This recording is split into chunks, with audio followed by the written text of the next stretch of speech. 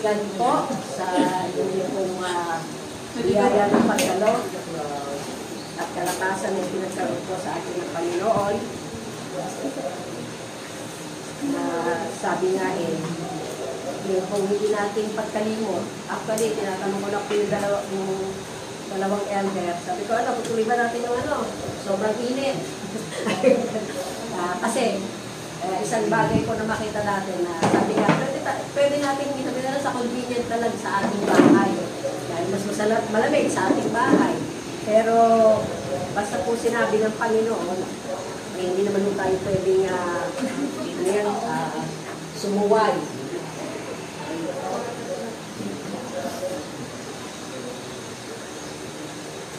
Sa kabila po ng mga pinakailangan gawin. Biyaya ng Panginoon. Okay.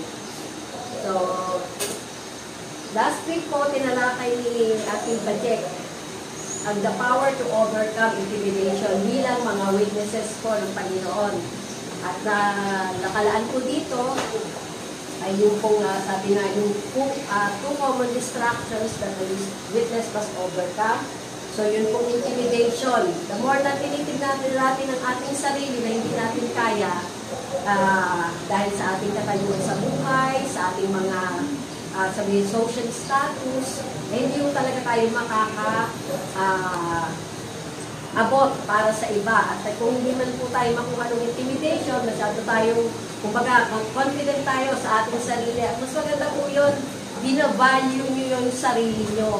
Hindi dahil sa kung anong meron kayo, o kung anong natapos nyo, o kung ano pa man na bahagi ng buhay nyo, kundi alam yung binalyo kayo ng Panginoon. Namatay ang ating Panginoong Jesus para tayo tubusin sa ating kasalanan. So, pantay-pantay lang po tayo sa paningin at yung pong paggawa natin sa Kanya, doon naman po nagkakaiba yung mga reward na Kanyang ginagawa.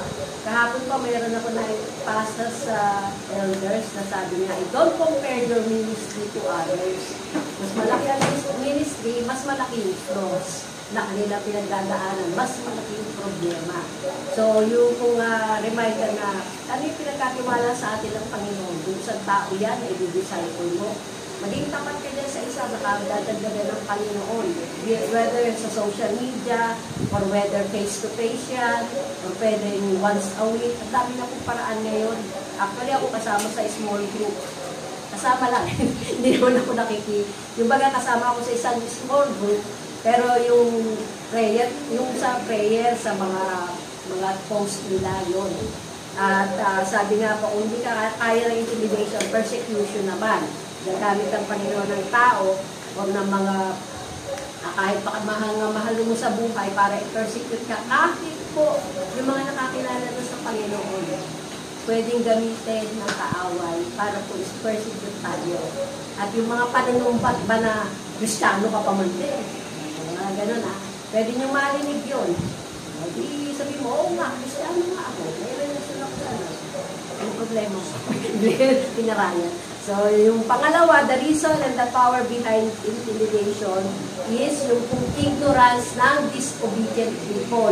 Yung kung hindi naman sinasabing po, Kristiyano ko, obedient ka, pero may mga disobedient po na Kristiyano. At yung pong accuser of brethren at work. So, yung mas marami pong ginagawa para sa Panginoon, mas po, yung pong nai-intimidate. O, hindi mo naman ginawa ito. Yan, hindi ko kasama yung mga trainees dyan, kasama doon na maging obedient kayo sa kung ano pong ibinigay sa inyo. Kaya huwag niyong isipin na hindi ko chine-check yung mga Bible reading nyo, yung family altar. Yan, chine-check ko po yan. Kasi kailangan. Bilang mga itinatay yung mga disipulo ni Cristo, yung disipulo ni Susan, yung Pastor Catherine. Okay? So, yun po yung kasama doon. At yun pong how to overcome intimidation, continue to live under the blood covering of the Lamb. Yun pong blood covering of the Lamb, dun po sa mga sumusunod lang sa Panginoon, hindi po sa lahat ng nagsasabing Kristiyano sila. Kung paano yung Passover po noon, na pag nakita yung dugo, magtingat mo tayo ngayon mga churches na nagtuturo na okay lang makipag-ibig ka, okay lang yung makipag-relasin ka sa hindi Kristiyano, okay lang yun. Ligtas ka pa rin at matatanggap mo pa rin yung kingdom ng Panginoon. So, kailangan ko, sabi nga, yung kanta natin kanina yun, na alam mo na kung where ka belong at yung lumalago kang patuloy. Hindi mo pwedeng stagnant ang buhay ng isang Kristiyano o tumigil ka na nung maabot mo na yung peak na kung saan ay ginamit ka ng Panginoon. Kailangan nagpapatuloy pa rin. Kasi pag naabot mo na yung isang peak na kung saan ay ginagamit ka ng Panginoon, meron, pag natapos sa yung season mo doon, panahon mo naman para mag-train ng iba. At pagkatapos mo mag-train ng iba, baka inililipat ka naman na yun sa iba pang gawain. Yan. So, lalo na po yung mga matagal na sa Panginoon. Malawas, continue to speak the word of your testimony. Hindi po nawawala yung ating pong testimony, paano tayo pinagaling, pinagpala, ginawa ng miracles sa Panginoon. At continue to love not your life so that you cannot fear death. So, nakita niyo yung balita kamakailan? Yung karambola sa Esitex. Diba? Mga Christian, papunta po ng youth camp ba yan? Youth camp, ano? Dapat papunta sila ng Baguio, pero chinus nila na magpunta ng Dagupan, Pangasinan, at doon na po nangyari yung aksidente, at sabi nga yun yung plano ng church nila. Sa youth camp, papunta sila doon. At tapos, 10 yung namatay. Na-questionin mo ba ang Panginoon? Papunta naman ng ano. Hindi lang po yun. Marami kong even mga lingkod ng Panginoon na namatay. Si Dr. Miles Monroe, mag-asawa sila, crash. So, hindi rin natin maka-question, ano pa yung, bakit gano'n nangyayari. So, alam mo natin, minsan lang na tayong mamamatay at after po nito ay judgment.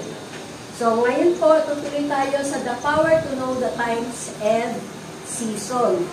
So, dito po sa Acts 2:16 to 17, pakibasa po. No, this is what was spoken by the prophet Joel.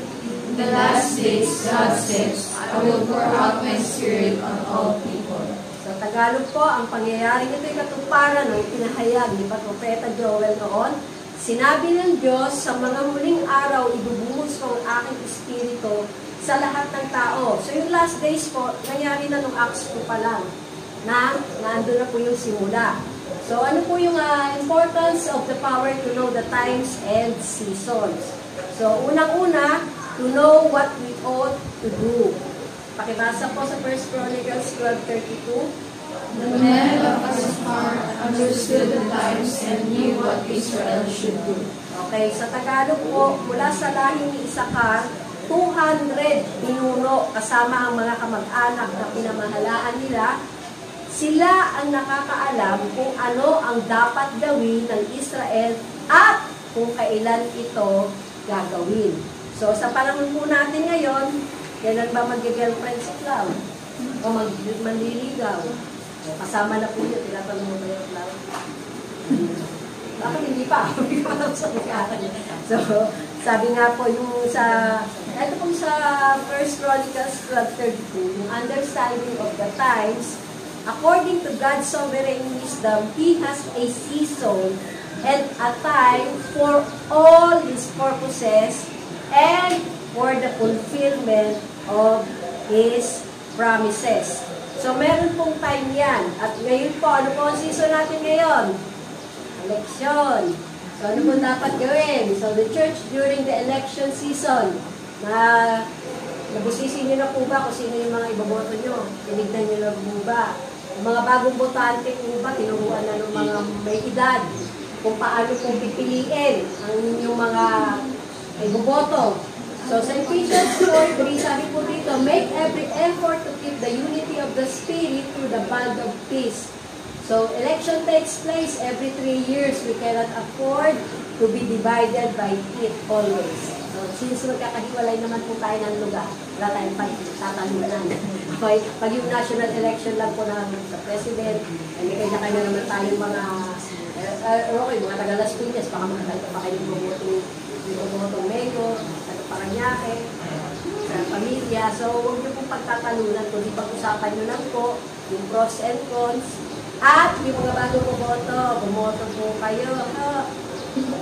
Boto kayo mo. Tapos, politicians come and go, but our brotherhood is from here to eternity. At political differences is normal, so don't regard it as personal. So, yun po yung mga bagay na pang-apat. It is the right of everyone to support a particular candidate publicly or privately, but in doing so, avoid attacking those whose view is different from you. So, magkaiba kayo ng pananaw sa mga kandidatong iboboto nyo. Huwag na kayo mag-away. Respeto lang. Respetuhan lang ko sa mga gustong kandidato. Katulad sa Parañaque, tumatakbong mayor si kapitan ng Saide. Tapos yung incumbent na si Olivares. So, bahala na po sila kung sino yung iboboto nila. Yung iba sinasabi, bago naman. At yung iba naman sinasabi, sabi niya tutulong siya. Dapat tumulong na siya, hindi pa. Mga gano'n, mga kakaibang pananaw, kahit sabihin ko pareho kayo sa inyong mga lugar.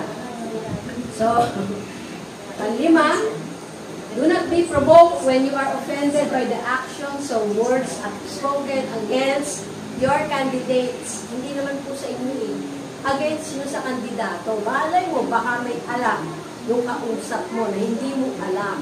Kaya siya nakapagsalita ng gano'n. Hindi lang yung nagmamarites. So, intrigues and controversy will stop after the election. So, people will throw dirt on your name and get mad when your flowers grow from it. So, gano'n lang din sa election. Pwedeng siraan, pero sabi nga po kay Jenny ko nalaman na yung kandidato, yung mayor ng Pasig, na talagang hindi na nagpagawa ng tarpaulin, kanyang pagawa ng tarpaulin Mayor Vico. At pagkatapos po ay yung iba nagsasabi, pwede ba dito naman siya lumipat muna siya ng lugar at dito naman siya mag-mayor. So ano po yung nasa likod nun? Bagamat hindi maganda yung kanyang pinagsimulan, pero yung pagkilos at patuloy na pagpapasakop niya yung sa paggawa ng Panginoon dahil alam niya yung calling at purpose niya. So kung may dumating ang panahon na maging mayor, vice mayor, o barangay captain man lang dito, kung mayroong mga nasa na ilalagay sa puso niyo ang Panginoon, i-nurture niyo lang yan. At kung dumating yung timing niyo na para tumakbo, hindi tumakbo na ho kayo. Doon sa posisyon, hindi ho tumakbo kayo. Sabi po sa Pilipos 2:1-4, ito po yung ating model. Hindi ba't masigla kayo dahil na kay Kristo kayo? Pakitingin nga yung katabi niya kung masigla. Baka gutom na. Hindi ba't masaya kayo dahil alam ninyong mahal niya kayo? Hindi ba't may mabuti kayong pagsasamahan dahil sa banal na espiritu? Yung mga pamilya dyan, mabuti ba ang pagsasamahan nyo? Yes, may mga pagkakataon na may mga pagtatalo. Pero paano nyo ginagawa yung pagtatalo? Hindi naman kayo nagsasabunutan o nagbubuntanan sa bahay, di ba? Okay? So, pero yung pong yung mga silent mode na hindi sinasabi kung ano yung pinasama ng loob niya. So, yun yung isang bagay na natutunan ko. Kaya kahit isa yung kasama ko sa bahay, tumatayin ka. Tinatimingan ko parang kung kayo nang kakausapin. Kanina nga sabi, dalawang araw naman tayo nasa bahay. At tama-tama, 265 ang ating grab mula sa iyo sa 264. At 264. Ay kasi kayo yung ulit na lang sa iyo 264. Mga ganun. Ha? Yung mga ganun eh. At hindi ba't may malasakit at pangunawa kayo sa isa't isa. Kung ganon, nakikiusap ako na lubusin na ninyo ang kagalakan ko, magkasundo kayo't magmahalan at magkaisa sa isip at layunin. Huwag kayong gumawa ng anumang bagay dahil sa makasariling hangarin. Minsan kasi nauuna yung sarili. Nasaktan ako, nagtampo ako, kasi ganito ang ginawa. Hindi naman sinabi. Okay? So, kailangan sasabihin nyo. Dahil baka yung alam nyo, hindi niya alam na nakasakit pala siya sa inyo, magkakapatid man yan, mag-asawa man yan. Ay, sasabihin nyo po, mas sariling hangarin o sa paghahangal na maitaas ang sarili. Sa halip, magpakumbaba kayo sa isa't isa at ituring na ang mas mabuti ang iba kaysa sa inyo. Huwag lang ang sarili ninyong kapakanan ang isipin ninyo, kundi ang kapakanan din ng iba. So, kasama po yun. So, pagdating po dito sa importance of the power to know the time, so, to know what we ought to do, kaya ko po pinaakyawan yung sa election period, yung season ng election, and to be where God wants us to be. Pakibasa po, Ecclesiastes 3, 1-8. There is a time for everything and a season for every activity under the heavens. A time to be born and a time to die. A time to plant and a time to uproot. A time to kill and a time to heal. A time to tear down and a time to build. A time to weep and a time to laugh. A time to mourn and a time to dance. A time to scatter stones and a time to gather them. A time to embrace and a time to refrain from embracing. A time to search and a time to give up. A time to keep and a time to throw away. A time to tear and a time to mend. A time to be silent and a time to speak. A time to love and a time to hate. A time for war and a time for peace. So, makita po natin dito na may panahon para po sa lahat ng mga pagkakataon. Okay. At sa biyaya po ng Panginoon, sabi nga po, ang Ecclesiastes 3, 1-8, kaya po hinighlight ko, ano yung mga oras, at naranasan naman po natin dito lahat, di ba? Ang mga pagkakataong ganon. Ayan. Okay. So, God has an eternal plan that includes the purposes and activities of every person on earth. So, bawat isa po sa atin, bata, matanda, meron ng may eternal plan na ang Panginoon para po sa layunin at yung mga activities na gagawin po natin habang nandito tayo sa pansamantala natin tirahan sa lupa. So, in order to fulfill these purposes and will of God to every person, we must, okay, it is a must to give ourselves to God as holy sacrifices, allow the Holy Spirit to accomplish God's plan for us, and be careful not to be out of God's will. Yan, mga kabataan, maging maingat kayo na huwag kayong mawala sa will ng Panginoon and miss out God's timing and purpose for our lives. Dito po sa Romans 12, 1-2, do not be conformed, but be ye transformed. At ito po ay in-instill with Paul that we must realize that the present world system is evil sa Acts 2:40. And wala ko sa PowerPoint yan. We must stand against the prevailing and popular forms of the spirit of this world, proclaiming instead the eternal truths and righteous standards of God's Word for Christ's sake. Sa 1 Corinthians 1:17-24, at yung pong biyaya ng Panginoon, we must despise and abhor what is evil, love what is righteous, and refuse to yield to the various types of worldliness that constantly surround the church, such as greed, selfishness, humanistic thinking, political maneuvering for power, envy, hate, revenge, impurity, filthy language. Wala naman mo siguro nagbumura dito. No? O at least na-prevent nyo. Diba? Pagka may mga hindi kailangan lumabas, at least ganun na agad sa bibig nyo. Okay. Ungodly entertainment. Bawal ba magano sa 17? O ano? May swimming? Sensuality, immodesty, immorality, drugs, alcohol, and worldly companion. So, kung paano pong sinabi sa Hebrews 1:8-9, na kung paano si Jesus Christ, sabi niya po, yung scepter of righteousness is the scepter of thy kingdom. At love righteousness and hated iniquity, si Jesus po ito. Therefore, God anointed thee with the oil of gladness above thy fellows. At pang-apat, we must have our minds conformed to God's way of thinking by reading and meditating on His Word. Sa Psalms 119, 10 to 11, I seek you with all my heart. Okay? Kaya po, salamat po kay Ate Bajek na laging nag-post ano yung mga Bible reading natin. Pero sana po, kahit hindi pa siya nakapag-post at gising na kayo, tuloy nyo lang dito yung pagbabasa. Tapos, time nyo na lang pagka, nakapag-post na siya. Di basahin nyo ulit, wala sa problema. Hindi kayo mauubusan at hindi kayo mabubusog na gusto. Kahit kainin ng kainin araw-araw ang salita ng Panginoon. Do not let me stray from your commands. I have hidden your word in my heart. Kaya po sabi nga, lahat ng issue nasa puso. Sabi po sa Proverbs, that I might not sin against you.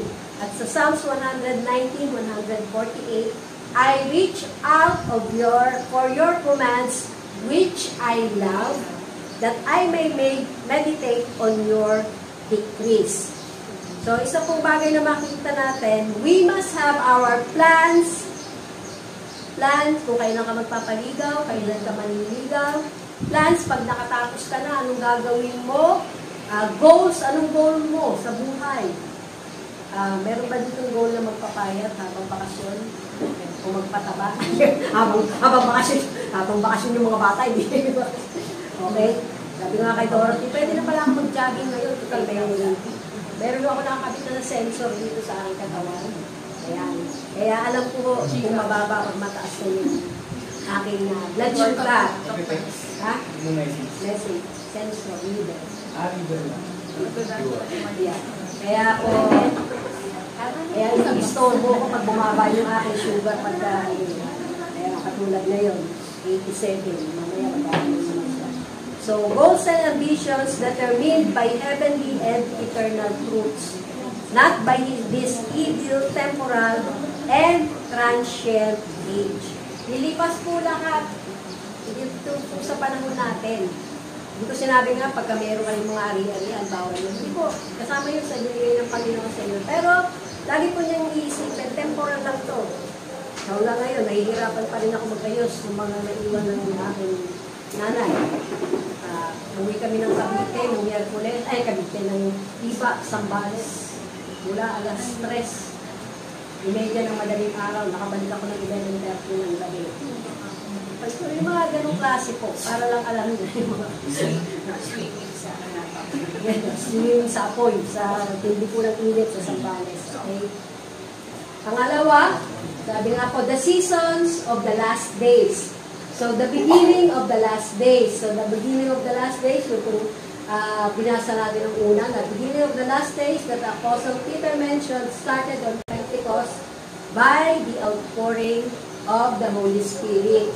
At yung the dispensation of the last days, sabi nga po, during the creation, the human redemption, we see the triune God working together. So, wala pong Trinity sa Bible, pero yung pong God the Father, God the Son, and God the Holy Spirit, yung pong triune God.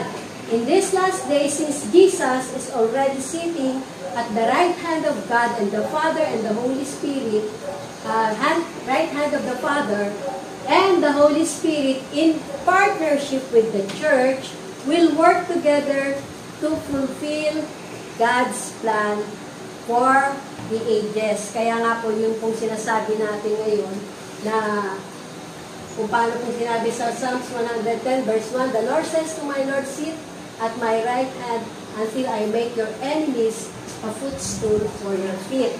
So we will see and also see now the Holy Spirit in action through the church in the marketplace. Kaya po lagi ko sinasabi sa inyo, hindi ulo kayo panloob ng church, panlabas po kayo. Sa labas kayo gagamitin ng Panginoon at meron pong purpose ng Panginoon sa bawat isa sa atin kung saan lugar man tayo naroon.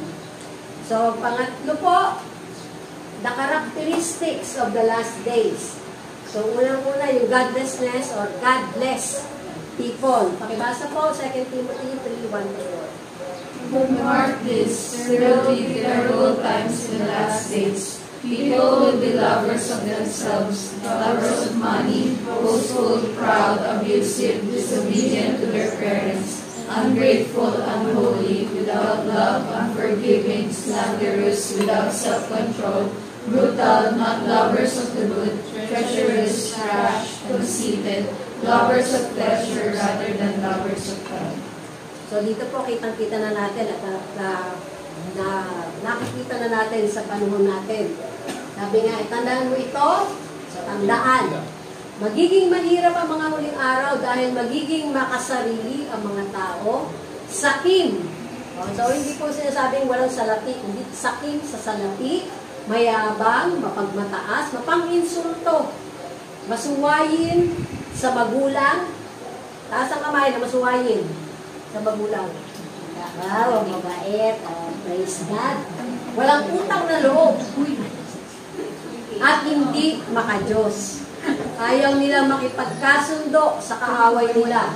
So, kasama po yan sa isasuggest ko dun sa aming BR sa Lancaster na hindi wala ng problema na magkakapit-bahay, dadaling pa dun sa BR. Kung kapit-bahay nyo lang mo, kausapin nyo muna. Pag hindi kaya, sa kanila dun sa BR. Hindi binabato lahat sa kanya, lalo na yung parking black representative po ng bawat district. Talagang, kaya, maganda pag-ibig sa division. So, yung ayaw makipagkasundo, so, ibig sabihin, hirap silang makipag-usap ng maayos dun sa kapitbahay. Malupit, walang awa, mapanira sa kapwa, walang pagpipigil sa sarili, at galit sa anumang mabuti, yung mga road rage, di ba? Talagang makabusina. Kaya kung may lagi sa harapan ng bus, talagang yung isang kotse po na nasa kaliwang bahagi, yung pala mag-exit na doon sa toll, biglang nag-cut doon sa bus namin, buti nakapag-treno agad yung bus. At pagkalampas yung kotse, sabay isang busina lang naman naman. Okay? So, doon na pinapakita yung kanilang, siyempre, nga naman, magdadamay pa. Diba? Kasi nga may mga pasahero sa kanya. Hindi lang yan, mga taksil sila. Yan, makusok, mapagmataas, mahilig sa kalayawan sa halip na maibigin sa Diyos. So, ano bang layaw yun? So, kayo yung magde-define kung ano yung layaw na yun. Ano ba yung layaw nyo? Kumain ng marami? Kumain na ng sapat? Kung kayong kakain ng sobrang dami at aaninin nyo rin, kung ano lang yung kailangan ng katawan. Kasi sabi ko nga, may pagkakataon ko yung ate ko, kain ka, baka mag-hypo ka. Ay, hindi na ako nag-hypo. Tsaka kumakain lang ako, pag sinasabi ng katawan ko, nagutom na ako. Eh, pakain siya ng pakain. Hindi na ako gutom. Busog pa ako. Kaya nung sinabi ko sa kanya, kumakain lang ako pagka nagutom na ako. Yun. Ang nandun yung pag-aalala niya, hindi yung basta makakita ng ano, dami pang uubusan. So, kasama po yun sa kailangan na restriction natin at disiplina. So, ano pa po? Full of religion but rejecting the power of God. 2 Timothy 3:5, pakibasa po. Having a form of godliness but denying its power, have nothing to do with such people. So, ito po yung sabi nga, may mga churches po ngayon na pinapayagan na yung mga immorality. Okay lang mag-dating ka, okay lang na pumatol ka sa hindi mo asawa. Ligtas ka pa din. May kasunod kasi pinapangaral nila, ligtas ka pa din at papasok ka pa rin sa kaharian ng Diyos. Kaya ito po yung sinasabi ni Pablo kay Timothy, have nothing to do with such people. And even sa mga tao po, o sabihin na natin mga Kristiyano, na lagi natin sinasaway o pinapaalalahanan, hanggang 2 beses lang yata. Kaya may nabasa akong verse doon sa ating mga Bible reading. Pag 2 beses ayaw makinig, iwanan mo na. Iniwan. Hindi, huwag yung iwas si ano. Okay. pag hindi nakinig, kung kapag pinapaalalahanan mo na, at ganun pa rin ang ginagawa, sabi nga wag mo have nothing to do with such people at yung paano mo, sabi tayo, yung pagpapaalala. Kasi meron po talaga yung matigas na yung puso eh. hindi yung na-stroke. Kundi yung bagang ayaw na nila tanggapin yung katotohanan kahit paulit-ulit nilang narinig. Yes, mahal po natin sila.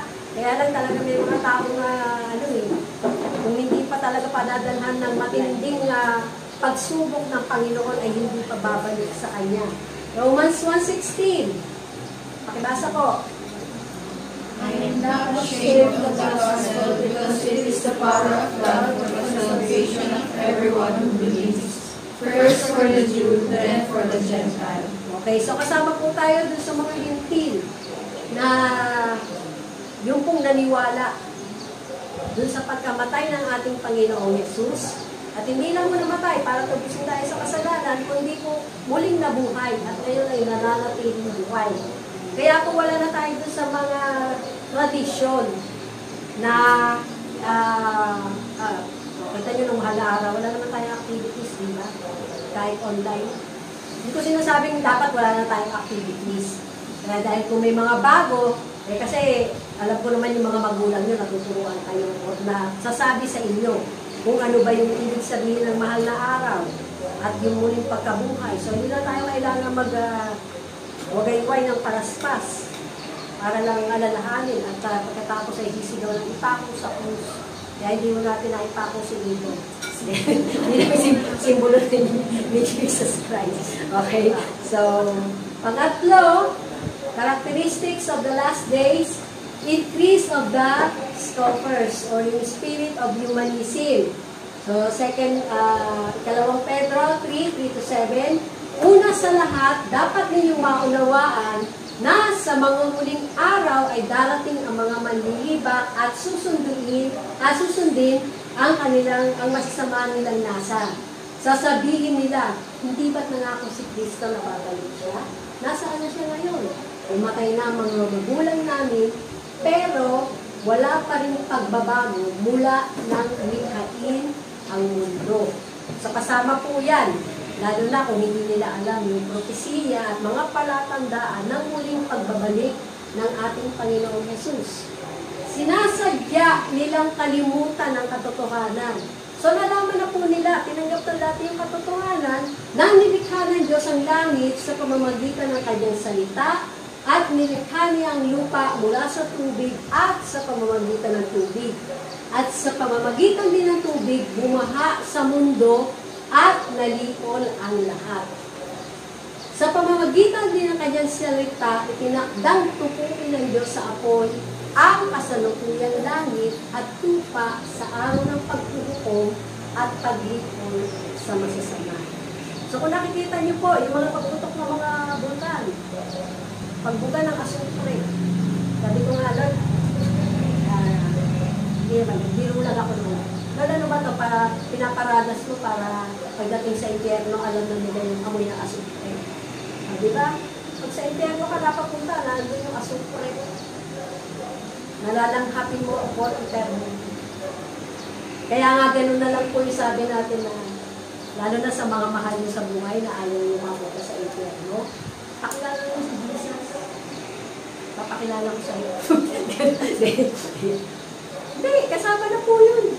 Nakikita niyo yung mga pagputok ng bulkan, mga grass fire, talaga namang sa ano lang yun. Pero pag alam niyo po yung prophecy, hindi po yan naman kayo, di ba? Yung mga prophetic schedules. Tignan niyo po doon. Even yung pagbagsak ng mga ekonomiya. Di ba yung, ewan ko napanood niyo yung sinabi ni Richard Gomez, yung sa kanilang debate ni Erin Tulfo, nadulas lang, na kaya palang mabuhay ng isang karaniwang Pilipino na hindi umaasa sa gobyerno. At naalala ko po, may napakinggan ako, ang Pilipinas noon kayang mabuhay ng walang utang at kayang isustain yung pangangailangan ng mga tao. Hindi katulad ngayon, bilyon na ang utang ng Pilipinas. Sabi ko, Lord, kasama ba yun sa pag-unlad ng isang bansa na lumalaki din yung utang? Kung sabi nga na wala na ngayon yung glory noon ng Pilipinas na hindi na kailangan mangungutang, kayang isustain ng mismong Pilipino. So siguro yun yung mga time na hindi corrupt yung mga nasa opisyal ng gobyerno at nagagamit ng maayos yung pondo. So, yung pakita po natin, ano po yung pag-asa ng ng mga tao sa mga uling panahon. So, Hebrews 1:1-4, pakilasa po.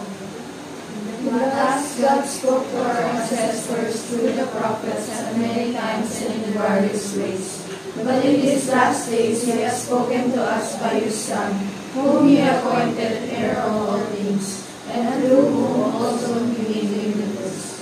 The Son is the radiance of God's glory and the exact representation of His being, sustaining all things by His powerful word. After He had provided purification for our sins, He sat down at the right hand of the Majesty in heaven. So He became as much superior to the angels as the name His inheritance is superior to theirs. So dito po makita natin na yung pong last days hope for the people ay yung pong salita ng Panginoon na pinagkaloob po sa atin. Si Jesus na yung pinadala niya para marinig natin ano yung kalooban ng Ama. At nakakalungkot nga lang po dito, mismong mga Hudyo. Hindi pa lahat ng Hudyo, alam ba? Tinanong ko, hindi pa lahat ng Hudyo naniniwala po si Jesus yung tagapagligtas. Mas marami. Although may mga ilan, pero mas marami pa po yung hindi pa rin tinatanggap yung plano sa kanila ng Panginoon. Kaya minsan parang ano nga, may holy envy ba? Hindi pa sila nun, iniligtas mo. Kumbaga pinili mo silang bayan mo, bakit hindi nila matanggap? So hindi na po nakakapagtaka yung doon. At dito po, makita natin, sabi nga, what is the hope for the people in these last days? Unang-una yung the preaching of Christ. Colossians 1:25-29. Pakibasa po. Talagang ako ng Diyos na maging tagapaglingkod ng Iglesia para lubos na ipahayag ang mensahe niya sa inyo mga manginigil. Ito ang hiniling ng plano na hindi inihayag noon sa unang mga panahon at mga salihan. Pero ngayon ay inihayag sa atin ang mga pinagdaanan. So, ibig po sabihin, yung pong plano ng Panginoon, lalo na kung nagbabasa kayo ng Bible, inihayag po niya sa atin na hindi mga Hudyo. Sino po rin itong Hudyo? So, hindi po mga hindi Hudyo, kasama tayo doon. Inihayag yung lihim niyang plano. So, every time na sinasabi ko sa inyo na pag nagbabasa kayo ng Bible at kung paano po na kinauuhawan nyo ang salita ng Panginoon, laging meron po mga ipinapahayag ang Panginoon. Sabi ko nga, may mga, even sa mga kanta, may mga ipinapahayag ang Panginoon. At yung po mga bagay na kasi yung kanta naman, mostly sa mga kanta na Christian songs, galing sa Psalms. Diba? At siguro by next, sa third Sunday, meron akong assignment. Meron akong, ipapagawa ko sa worship team. Meron akong test sa inyo. So, mong lihim na plano na hindi inihayag doon sa naunang mga panahon at mga sahilahi. So, inihayag lang doon sa mga pinabanal niya. At tanong yung katabi mo, pinabanal ka ba niya? Pinabanal ka ba niya? Ano yung inihayag? Meron inihayag po ang Panginoon. At sabi ko sa 27, nais ng Diyos na ihayag sa atin ang dakila at kamangha-mangha niyang plano para sa lahat ng tao. At ito ang lihim na plano. Si Kristo ay sumasa inyo at ito ang basihan ng pag-asa ninyo na inyong makakamtan ang napakabuting kalagayan sa hinaharap. Tinitignan niyo ba ang kalagayan niyo ngayon na napakabuti? At paano niyo tinitignan? In terms lang ba ng pera? In terms lang ba kung may trabaho tayo o wala? So, yung pong pananaw natin, na yung sabi nga yung pong pag-asa, yung pong pag-asa rin yung napakabuting kalagayan. Iniligtas ka lang ng Panginoon, napakabuti mo na. At nag-respond ka na doon sa inialay ng kaligtasan. Ngayon, kung hinahanap mo pa yung iba, hindi mo sinasabi, Lord, salamat sa pagliligtas mo sa akin. Salamat sa napakabuti mong kalagayan. Salamat, may bibig ako na nakakapagsalita. Pag sinabi ni Pastora na magbasa. Salamat, Panginoon, na may tenga ako na nakakarinig dahil hindi ko na kailangan ng hearing aid. Hindi ba kayo nagpapasalamat mo? Salamat, Panginoon, na kahit kabataan pa ako at merong mga masakit sa joints ko, nakakalakad pa ako. Titigilan ko ng pagkain ng mga bawal. Anong bawal? Kasama sa kinakain ko yun.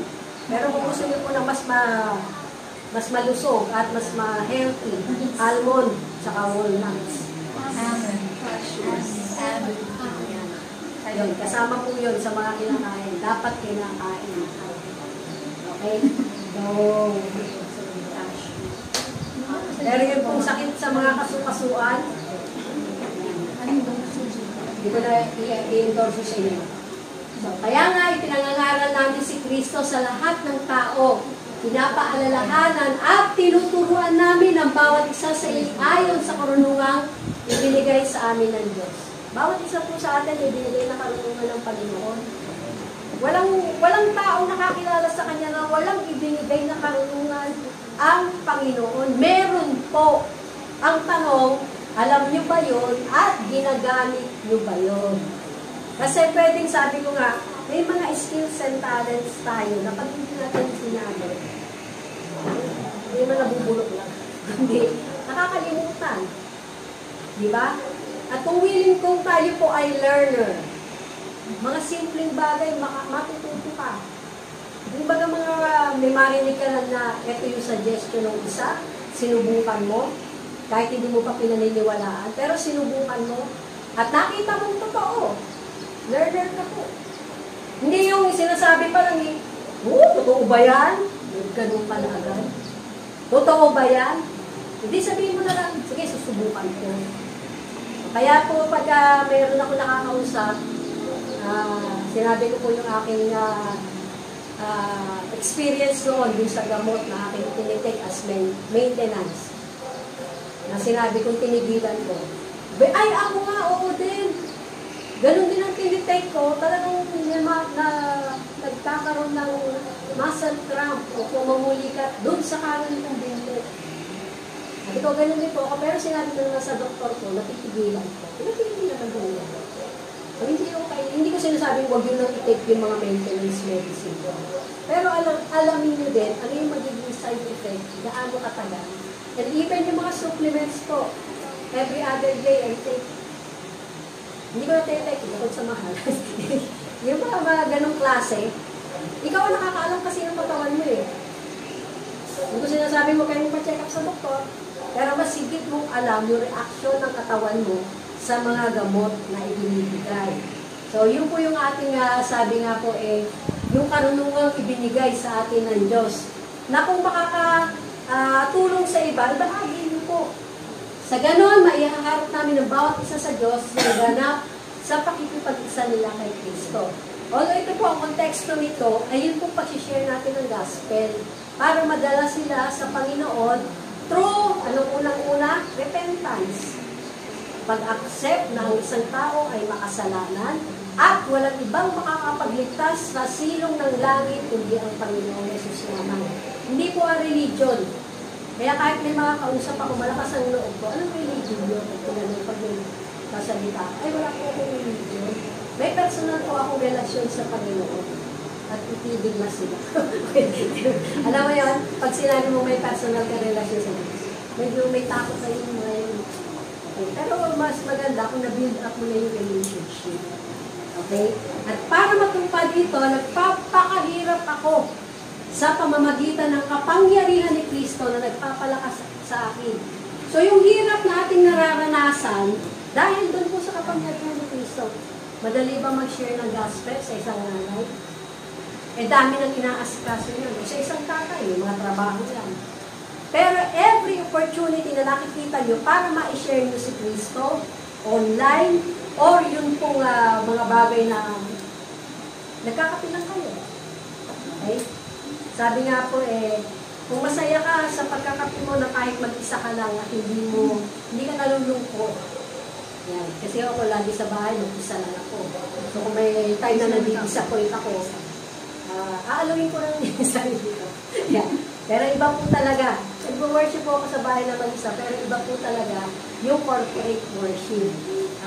Na magkakasama po tayo. Sabi nga po, yung banal na espiritu talaga ng pagkilos niya. Hindi ko sinasabi hindi kumikilos pag nag-iisa tayo. Pero iba po talaga pagsama-sama ang kanyang mga tinubos at patuloy pong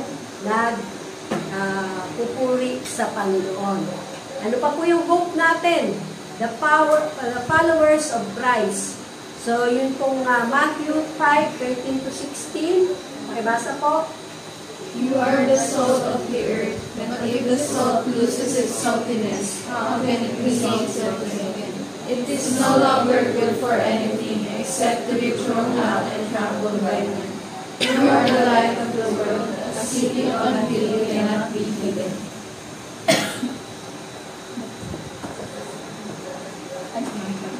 Next po. Neither the people light a lamp and put it under a bowl. Instead, they put it on a stand, and it gives light to everyone in the house. The same way, let your light shine before men, that they may see your good deeds and praise your Father in heaven.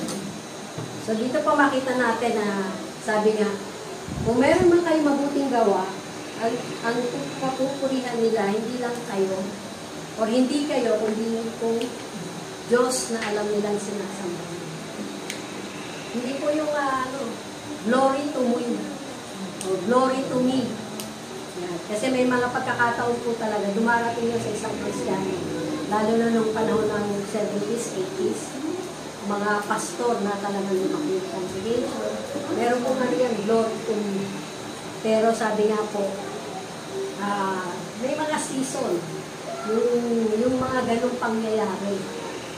Pero ang pinaka-importante, nanatiling po ang isang iglesia sa kabila ng mga pagpapala at pagsubok na pinagdaraanan.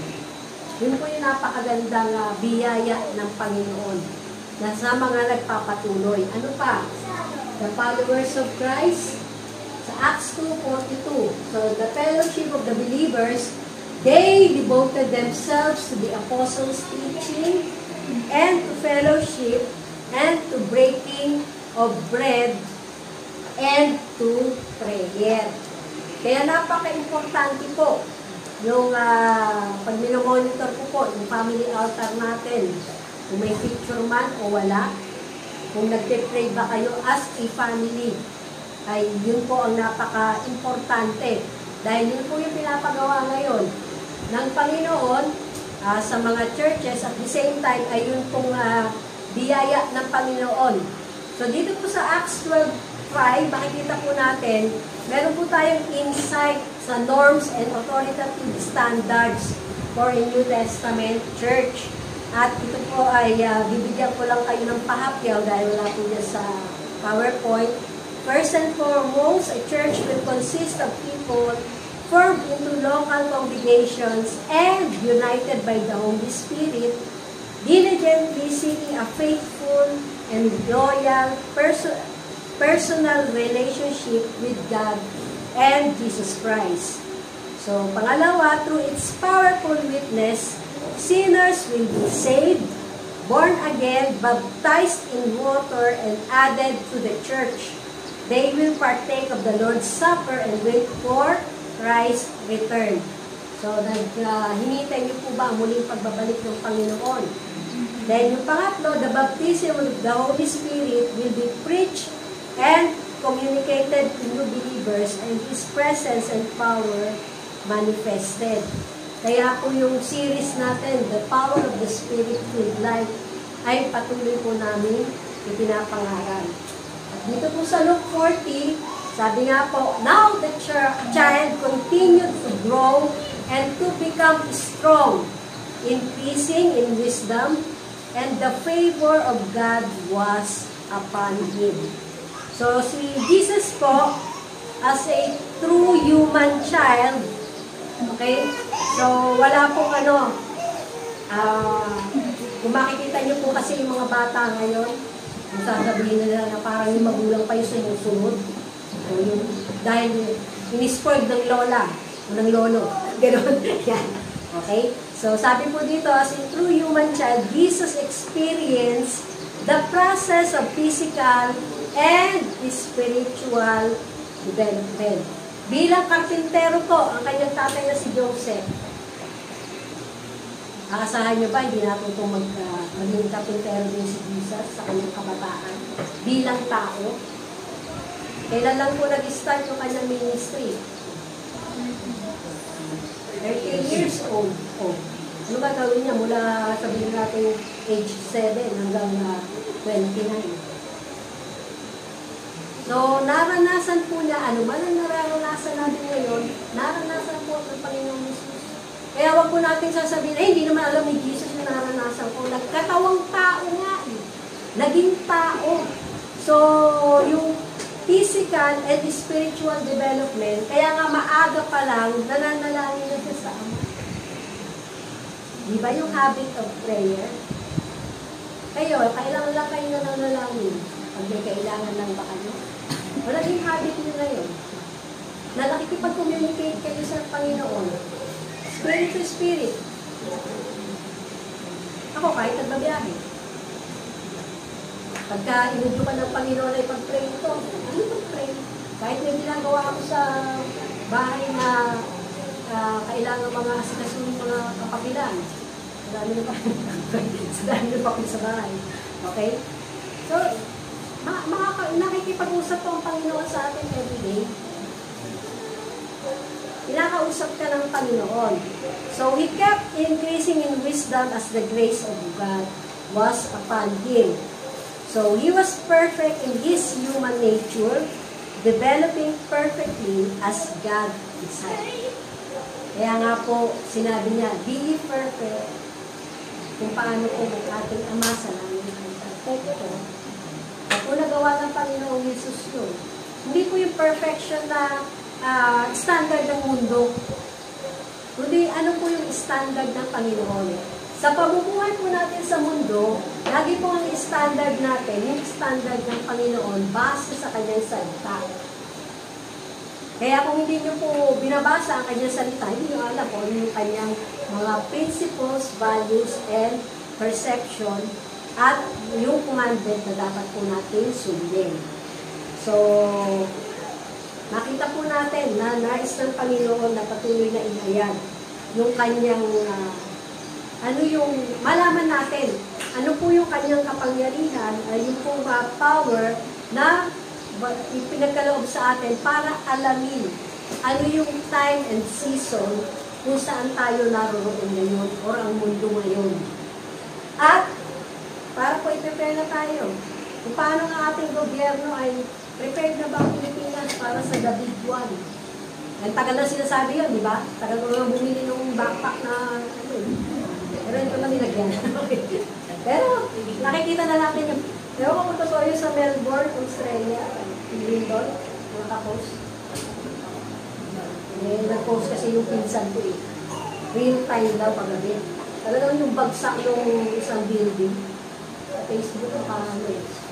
Lindon, Australia.